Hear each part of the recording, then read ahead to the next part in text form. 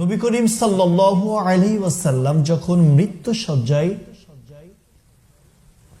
নবী করিম সাল্লাল্লাহু আলাইহি ওয়াসাল্লামের পাশে মা ফাতেমাতুস সাদিয়া কান্নাকাটি করছেন। নবী করিম সাল্লাল্লাহু আলাইহি ওয়াসাল্লাম বলছেন, তুমি কেন কাঁদছো? তুমি কেন কাঁদছো? তখন বলছেন, বাবা, আমি তো বলতে পারছি না, আজ তুমি অসুস্থ। আর এত বেশি অসুস্থ ছিলেন সেই দিন নবী করিম সাল্লাল্লাহু আলাইহি ওয়াসাল্লাম না শুতে পারছেন ডান দিকে, না শুতে পারছেন বাম দিকে। এত তার শরীরে এত ব্যথা, এত জ্বর, তবুও তারপরেও নবী করিম সাল্লাল্লাহু আলাইহি ওয়াসাল্লাম বিন্দু মাত্র, রেশ মাত্র উনি ঘাবড়ে যায় নাই।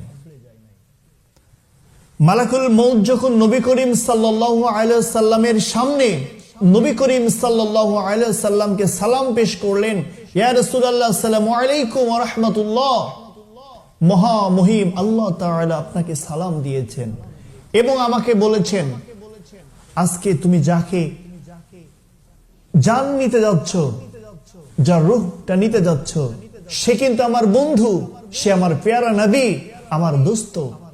অতএব মালাকুল মউত, তুমি শুনে রাখো, খবরদার আমার নবীর করিম সাল্লাল্লাহু আলাইহি সাল্লামের সাথে তুমি বিন্দু মাত্র খারাপ ব্যবহার করো না। মা ফাতেমাতুস সাদিয়া বুঝতে পারছেন, আমার বাবা পৃথিবীর থেকে হারিয়ে যাবে, চলে যাবে, আর আসবে না, আর ফিরবে না। এমন একটি পথে যাত্রা হতে যাচ্ছে, এমন একটি পথের যাত্রী হতে যাচ্ছেন যে পথে একবার মানুষ গেলে আর ফেরে না।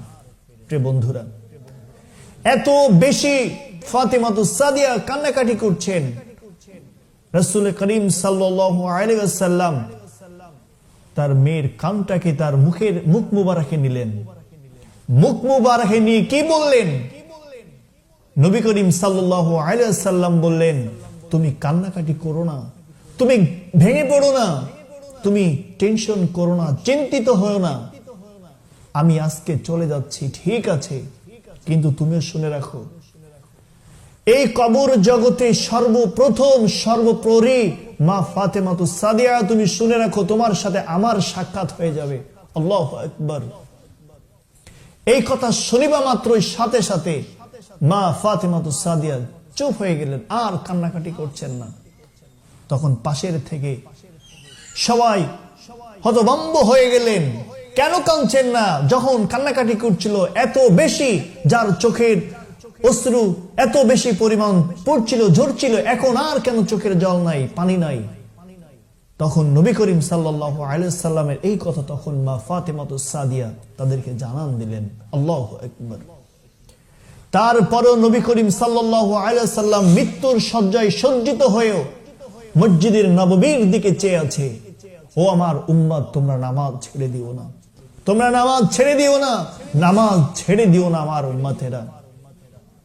আর আজ আমরা হতভাগা মুসলমান ঘরের জন্ম নেওয়ার সত্ত্বেও পরেও আমরা নামাজ পড়ি না, তাসের আড্ডায় ডুবে যাই, মদের আড্ডায় মাতোয়ারা হয়ে যাই, টিভির আড্ডায় আমরা উন্মুক্ত হয়ে যাই।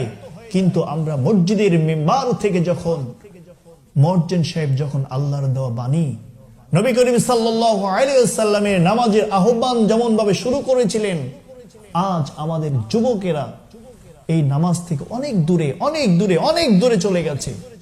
তাই আমি উদারত আহ্বান করব, মৃত্যুর শয্যায় নবী করিম সাল্লাল্লাহু আলাইহি সাল্লাম নামাজের আহ্বান করেছেন। এই জন্য আমরা পৃথিবীর যে প্রান্তে থাকি না কেন, আগে সালাত কায়েম করব, সালাত প্রতিষ্ঠা করার জন্য নিজেকে উর্বর করে দেব জমিনে ইনশাআল্লাহ। এই প্রত্যয় ব্যক্ত করে আমি আমার যুবক ভাইদের প্রতি আহ্বান করি, নামাজ ব্যতীত কিয়ামতের ময়দানে বিন্দু মাত্র কিন্তু আপনি পা ফেলতে পারবেন না। ইনশাআল্লাহ আপনারা নামাজের দিকে ধাবিত হন।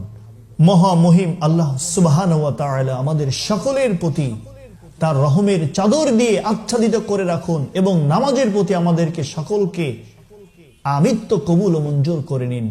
আমিন। আসসালামু আলাইকুম ওয়া রাহমাতুল্লাহ। পুনরায় মহা মহিম আল্লাহ সুবহানাহু ওয়া তাআলা যেন তার রহমের চাদর দিয়ে আমাদেরকে আচ্ছাদিত করে দিন। আর মহামহিম আল্লাহ সুবহানাহু ওয়া তাআলা যেন সেই কাতারে শামিল করে রাখেন আমাদেরকে, যে কাতারে নবী করিম সাল্লাল্লাহু আলাইহি সাল্লাম আমাদেরকে আহ্বান করেছিলেন। এই প্রত্যয় ব্যক্ত করে সকল যুবকদেরকে নামাজের প্রতি উদারত আহ্বান রেখে আমি আমার এই কথা এখানেই শেষ করছি। আসসালামু আলাইকুম ওয়া রাহমাতুল্লাহি ওয়া বারাকাতুহু।